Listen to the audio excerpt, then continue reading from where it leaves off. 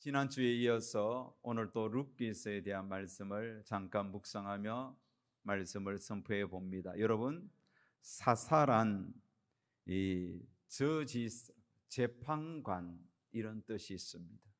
사사란 재판관이다 이런 뜻이 있습니다.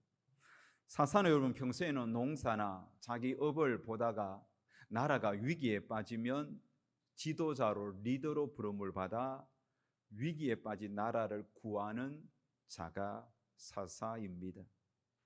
사사기에 보면 12사사가 등장하지만 성경학자들은 엘리 그리고 사무엘까지 포함해서 14명으로 보고 있습니다. 사사는 14사사로 14사사로 본다는 것이죠. 자, 사사시대의 특징을 지난번에 우리가 살펴보았죠. 뭐였습니까? 그 시대 왕이 없으므로 사람들이 각각 자기의 소견에 오른 대로 행하였던 시대라는 것입니다. 그렇습니다, 여러분. 그 시대 사람들은 자신이 옳다고 생각하는 대로 행했습니다. 그렇다면 과연 자신이 생각해서 옳다고 이게 맞다고 행동했는데 결과적으로 그들의 행한 일들이 맞았을까요? 물론 여러분, 옳게 행한 자도 있었고 그게 결과적으로 옳을 수도 있습니다. 하지만 대부분 자신이 판단해서 옳다고 행했던 그 사람들의 삶의 결과는 옳지 않은 것이 훨씬 더 많았던 시대가 사사 시대였습니다.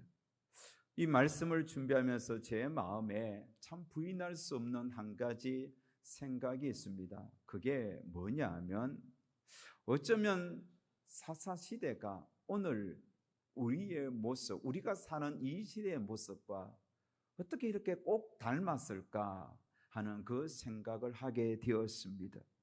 여러분, 매년 그 해를 특징 짓는 핵심 키워드에, 핵심 단어에 해시태그 사업을 붙여서 SNS에서 인터넷상에서 계속 그것이 확대되고 재생산되고 유통되면서 그게 그 해를 그 시대를 대표하는 단어로 자리매김된 그런 핵심 키워드가 몇 개가 있습니다.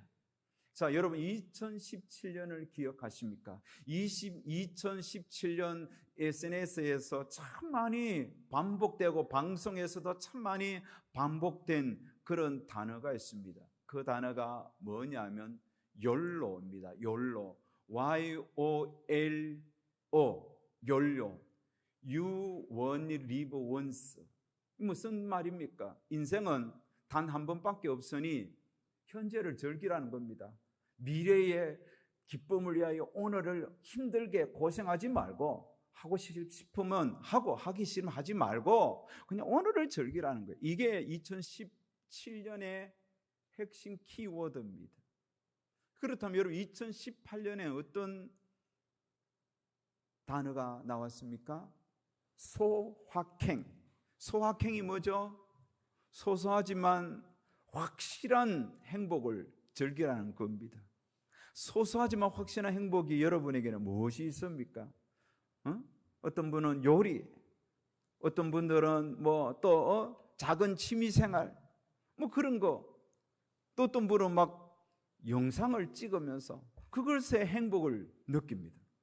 지난주에 어떤 우리 목사님 몇 분이 잠깐 이렇게 야외로 나갔는데 그 목사님은 그 계단을 올라가면서 헥헥거리는데 옆에 보니까 헥헥거리면서 휴대폰을 들고 여기는 헥헥거리면서 어디입니다 하면서 그거를 가지고 생중계를 하는 거예요. 사실 그분이 우리 단톡부에 자주 그런 영상을 올리는데 의무감으로 그 영상을 보고 댓글을 달 때도 있습니다. 이거 그분이 보면 큰일 나는데 편집해야 되는데. 자, 어찌되었든 여러분 그렇게 사람들은 작은 것에 행복을 느끼는 때가 2018년도가 유행처럼 번졌던 겁니다. 자, 그런데 여러분 이런 연로나 소확행 이런 두 단어의 특징이 뭔지 아십니까? 철저하게 자기중심적입니다. 욜로에 여러분 다른 사람을 배려한 게 있습니까? 소확행에 다른 사람에 대한 배려가 있습니까? 그냥 내가 기쁘면 좋은 거예요. 내가 행복하면 좋은 거예요. 내가 좋다면 좋다는 거예요. 그래서 사람들이 자기 소견에 옳은 것에 올인하는 것, 이게 바로 사사시대의 특징이고 오늘날의 특징입니다. 여러분, 포스트 모더니즘, 현대 이후, 현대 시대는 절대적인 가치관이 사람의 삶을 지배했습니다. 보편적인 가치관이 사람들 사이에 통용되고 통했습니다. 하지만 지금은 보편적인 가치관이 통하지 않습니다. 그저 내 마음대로 사는 게 통하는 거예요. 내가 하고 싶은 대로 하는 거예요. 그러다 보니 점점 자기 중심으로 세상은 흘러가고 있습니다. 나이가 많다고 여러분 자기 주장을 가지고 젊은이들을 윽박지르고 내 말 들어 이러면 젊은이들이 뭐라 합니까? 꼰대라고 그럽니다. 꼰대라고 돌아서서 오히려 그런 어르신들을 이렇게 비난하는 시대입니다. 심지어 여러분 성경의 절대적인 진리와 가치관으로 이렇게 살아야 돼, 이렇게 해야 돼라고 주장하면 그 역시 종교적인 꼰대라고 그렇게 말을 하는 시대예요. 참 희한한 세상입니다. 자, 여러분 차별금지법을 현 집권 여당의 여러 의원들이 발의를 했습니다.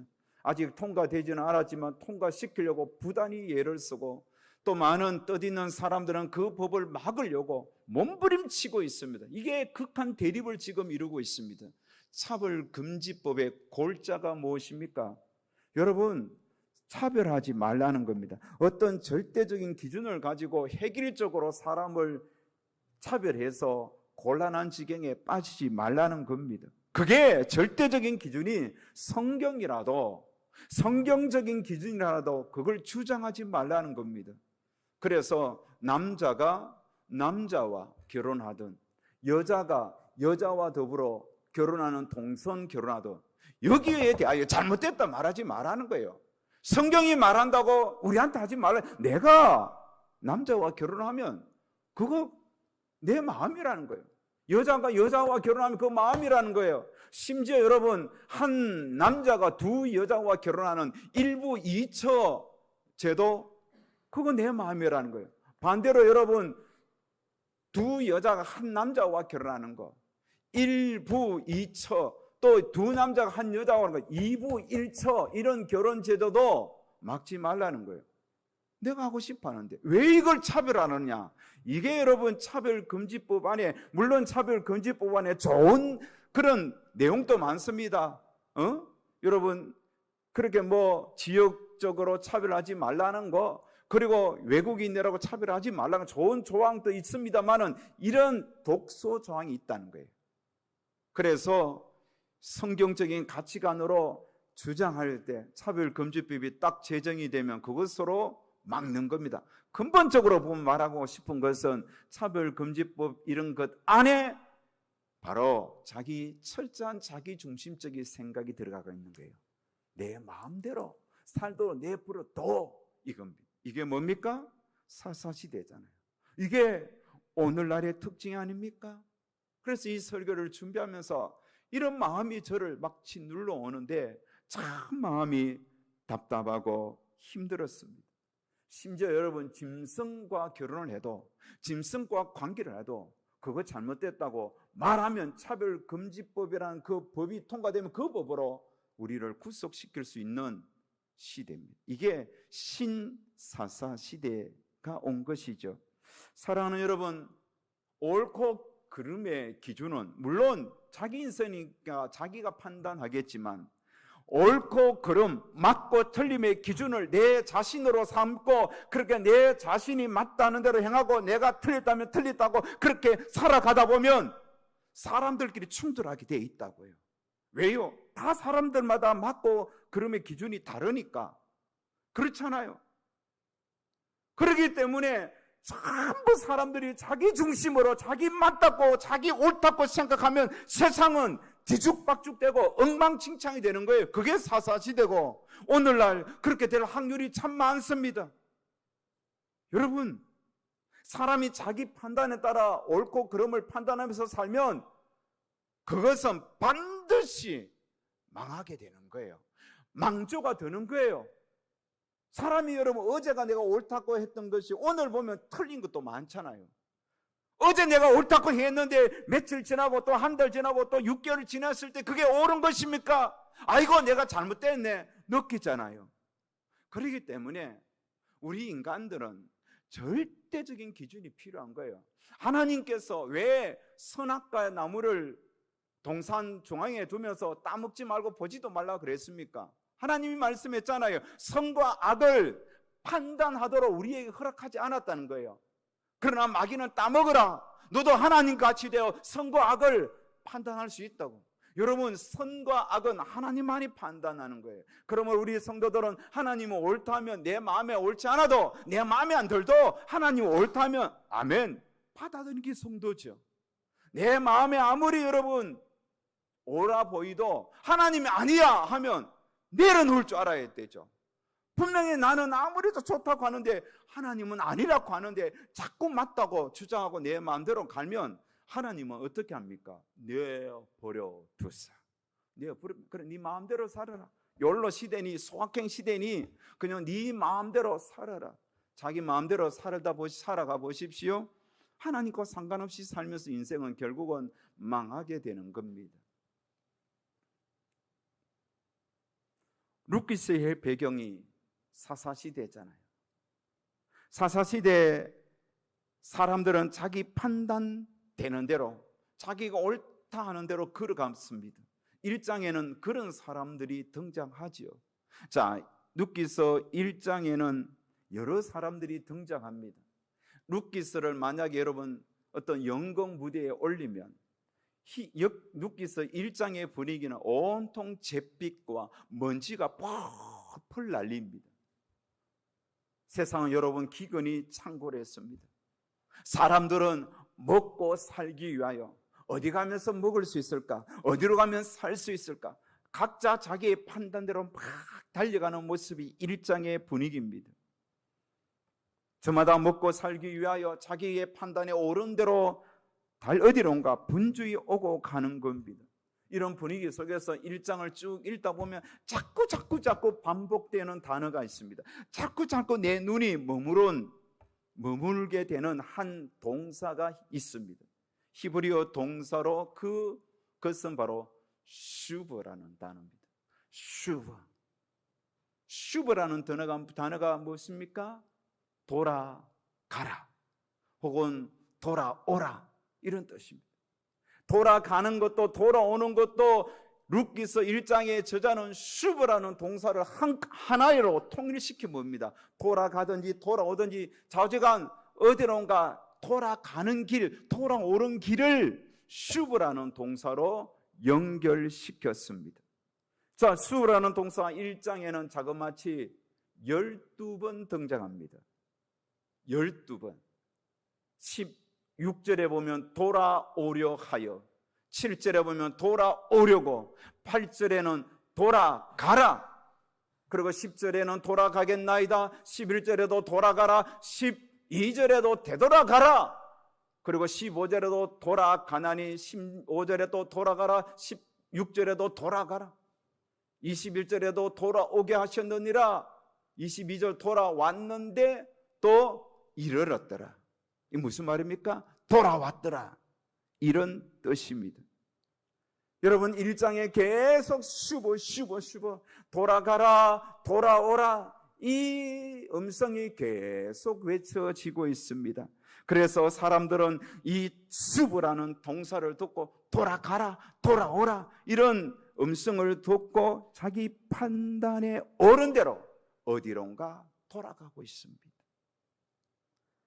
그렇게 돌아가는 사람들의 뒷모습을 룻기서 1장에는 두 종류의 사람으로 나눕니다. 돌아가는 사람들의 모습이 두 종류로 나눕니다. 첫 번째 종류는 오르바와 같은 사람입니다. 오르바는 여러분 어디로 돌아가고 있습니까? 자, 남편을 잃고 울고 있는 자부 오르바에게 나오미가 말을 합니다. 내 딸들아 돌아가라. 슈브 어찌 나와 함께 가려느냐. 내 딸들아 되돌아가라. 나는 늙었다는 거예요. 나는 늙었으니 더 이상 나와 함께 하지 말고 돌아가라. 돌아가라.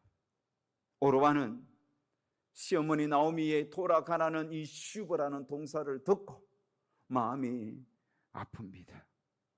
자신은 남편을 잃었지만 시어머니 나오미는 자신의 남편과 두 아들 잃었습니다. 그것도 여러분 10년 안쪽에 잃었습니다. 얼마나 고통스럽고 힘듭니까? 그래서 오르바는 차마 시어머니를 떠날 수 없습니다. 함께 돌아가겠다고 말을 합니다. 하지만 나오미는 젊은 나이에 자신을 따라오려 하는 오르바에게 돌아가라고 합니다. 거듭금도 돌아가라. 나는 늙었으니 돌아가라. 오르바는 그 시어머니의 말을 듣고 너무 가슴이 아프고 눈물이 앞을 가렸지만 시어머니의 말을 듣고 돌아갔습니다. 입 맞추고 돌아갔습니다. 자, 여러분 질문합니다. 오르바가 돌아간 곳은 어디입니까? 어디로 돌아갔죠? 모압으로 갔습니다. 모압으로 돌아갔어요. 자기가 나왔던 그곳으로 다시 돌아갔습니다. 여러분, 모압은 어떤 곳입니까? 모압은 그의 고향 친척 아비 친구가 있는 집입니다. 그것으로 오르바는 다시 리턴해서 나왔던 그곳으로 다시 돌아갔습니다. 두 번째로 여러분, 룻기서 1장에는 어디로 돌아가는 또 한 사람의 모습이 등장합니다. 룻입니다. 여러분, 나오미 시어머니 나오미는 룻에게도 동일하게 말을 했습니다. 내 딸들아 돌아가라. 어찌 나와 함께 가려느냐. 내 딸들아 되돌아가라. 나는 늙었으니 돌아가라는 겁니다. 하지만 룻은 그 말을 거부했습니다. 대신 룻은 다른 곳으로 돌아가려고 합니다. 시어머니가 돌아가라고 했을 때 그곳으로는 가지 않겠습니다. 대신 다른 곳으로 가겠다는 겁니다. 그곳이 어디입니까? 베들레헴이에요. 베들레헴. 오르바는 돌아가라 슈브라는 단어를 들었을 때 모압으로 돌아갔습니다. 하지만 룻은 돌아가라는 말을 들었을 때 그 말을 베들레헴으로 돌아가는 길로 바꾸어서 그 말을 받아들였습니다. 사랑하는 여러분, 두 사람은 똑같이 돌아가라는 시어머니의 말을 들었지만 각각 돌아간 곳은 달랐습니다. 한 사람은 모압이었고 한 사람은 베들레헴이었습니다. 여러분, 그 차이가 어디에서 올까요? 그 차이가 어디에서 옵니까? 여러분, 오르바가 돌아간 모압과 룻이 따라가서 돌아갔던 그 베들레헴의 차이는 어떤 차이입니까? 하나는 여러분, 하나님이 없는 곳입니다. 하지만 하나는 하나님이 계신 곳입니다. 모압에는 하나님이 없습니다. 하지만 베들레헴에는 하나님이 계신 곳입니다. 돌아가는 음성을 들었을 때 한 사람은 하나님 없는 모압으로 돌아갔고 한 사람은 하나님이 역사하시는 베들레헴으로 돌아갔습니다. 이 차이예요. 그렇다면 여러분, 왜 오르바는 모압으로 돌아갔고 룻은 베들레헴으로 돌아갔을까요? 왜 오르바는 하나님이 계시지 않는, 하나님의 역사가 없는 모압으로 갔고 룻은 하나님이 역사하고 하나님이 돌보시는 땅 베들레헴으로 돌아갔을까요? 그 차이가 무엇입니까? 여러분, 그 차이는 동일하게 시어머니 나오미를 통하여 똑같이 하나님의 존재를 느꼈습니다. 오르바도 느꼈고 룻도 느꼈습니다. 하지만 그 하나님을 오르바는 진심으로 받아들이고 인정하고 믿지 못했습니다. 하지만 룻은 그 시어머니를 통하여 하나님을 보았고 하나님을 만났고 그 하나님을 자신의 구주로 자신의 주인으로 영접하면서 힘들고 어려운 그 시기를 견뎌내고 있었습니다. 하지만 오르바는 그 하나님을 받아들이지 못했어요. 그러니 힘들고 어려운 순간 돌아가라 하니까 세상으로 돌아간 거예요.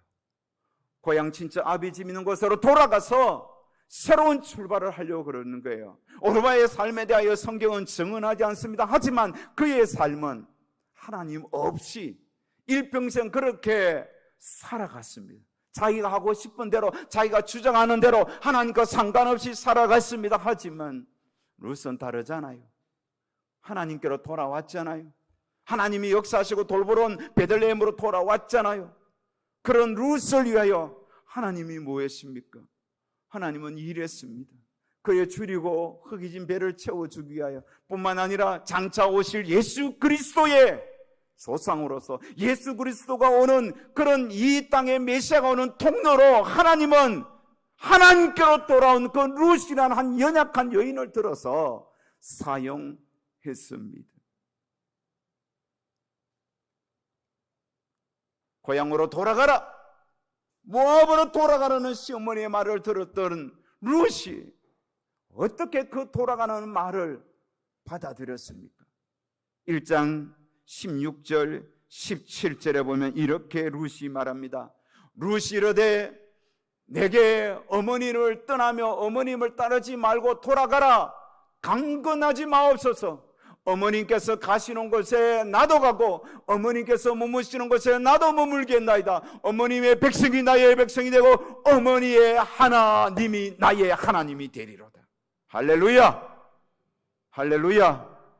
어머니의 하나님이 나의 하나님이라. 어머니의 하나님을 자신의 하나님으로 받아들였다는 겁니다. 여러분이 참 놀라운 일이지 않습니까? 그러니 다시는 고향으로 돌아가고 싶지 않았습니다. 비록 부모님이 계시고 형제들이 있고 친구들이 있는 곳이지만 하나님 없는 곳, 우상이 가득한 그 땅, 그곳으로는 가지 않겠다. 그래서 돌아가라는 그 단어를, 그 음성을 룻은 하나님께로 돌아가는 음성으로 받아들이고 하나님께로 돌아갔던 것입니다. 사랑하는 여러분, 두 여인은 비록 모든 것을 잃어버렸습니다. 그래서 나오미의 고향 베들레헴으로 돌아오는 그들의 걸음은 참으로 힘이 없습니다. 뚜벅뚜벅 지친 몸으로 모든 것을 잃어버리고 돌아가는 베들레헴 길입니다. 하지만 하나님께서는 달랐습니다. 그럼에도 불구하고 하나님이 돌보시는 땅, 하나님의 은혜가 머무는 땅, 때가 되어 하나님께서 비를 내어 그 땅에 수확을 내게 하신 땅으로 돌아오는 두 여인을 하나님은 기다리고 계셨습니다. 그리고 그들을 위하여 하나님이 친히 그들의 배고프고 지친 영혼을 어루만지기 위하여 추수를 내고 있었던 것입니다. 사랑하는 여러분, 욜로 소확행을 추구하는 오늘날에도 여전히 들리는 음성이 있습니다. 슈버, 돌아가라, 돌아가라. 이 소리가 끊임없이 들립니다. 잠언 8장에 보면 우리의 길거리에도 들립니다. 우리의 문 앞에도 들립니다. 우리의 직장에도 들립니다. 내가 살아가는 삶의 공간에 곳곳에서 돌아오라, 혹은 돌아가라 음성이 들립니다. 이 음성은 어떤 음성입니까? 하나님의 음성입니다. 하지만 이 하나님의 음성을 하나님의 음성으로 듣고 하나님께로 돌아오는 자들도 있는 반면에 그 음성을 듣고 오히려 세상으로 돌아가는 영혼들도 많습니다. 세상을 기웃거리면서 아예 내 욕망과 내 꿈을 실천할 수 있는 것, 내 마음대로 내가 하고 싶은 대로 즐기면서 살아갈 수 있는 그 땅을 향하여 모압으로 돌아가는 영혼들도 이 땅에 참 많습니다. 결론은 똑같습니다. 하나님이 없는 것으로 돌아간 인생은 순간순간 즐기면서 자기가 하고 싶은 대로 살면서 그렇게 인생은 행복할지 모르겠지만 그 인생은 멸망입니다. 하지만 돌아오는 하나님의 음성, 돌아가는 음성을 하나님의 음성으로 받아들이고 정말 힘들고 어려워도 하나님께로 꾸역꾸역 나와 하나님께 뚜벅뚜벅 나와 눈물을 흘리며 은혜를 구하는 그들을 위하여 하나님은 룻과 나오미의 허기진 배에 지친 영혼을 어루만져 주셨다시 오늘날에도 하나님은 자신에게 찾아온 그들에게 참 좋은 것들을 주시면서 그들의 모든 필요를 해결해 주십니다. 시편 34편 10절에 보면 젊은 사자는 궁핍하여 줄일지라도 여호와를 찾는 자는 모든 좋은 것에 부족함이 없으리로다.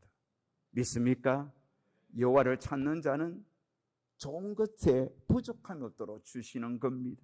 이사야 55장 6절 7절에도 동일하게 말합니다. 너희는 여호와를 만날 만한 때에 찾으라. 가까이 계실 때에 그를 부르라.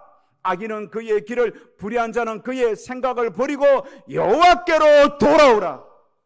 그가 긍휼히 여겨주시라. 그리하면 그가 긍휼히 여겨주시라. 우리 하나님께로 돌아가라. 그가 너희를 너그럽게 용서해 주시리라. 하나님께 돌아가면 주님이 긍휼을 베풀어 주시고 주님께서 살 길을 열어 주십니다. 사랑하는 여러분, 모두가 힘들다 하는 이때에 하나님께서는 동일하게 쉬어 돌아가라 라는 음성을 들려주십니다. 오늘 이 시간 종의 입술을 통해서도 들려주십니다. 여러분, 이 하나님의 음성을 들었을 때 여러분은 어디로 돌아가려 합니까? 모압으로 갈래요? 세상으로 갈래요? 여전히 하나님의 음성을 듣고도 동일하게 세상으로 돌아가서 자기 마음대로 살려는 분들이 있고, 하나님께 돌아와서 힘들고 어렵지만 눈물을 흘리면서 하나님의 은혜를 구하는 사람도 있습니다. 하나님께 돌아오면 나오미와 룻을 기다렸듯이 우리를 기다리고 계신 하나님께서 우리의 영혼을 만족하게 하실 것입니다. 여러분, 쉬워 돌아가라. 하나님께로 돌아가는 성도님들 다 되시기를 주의 이름으로 축복합니다.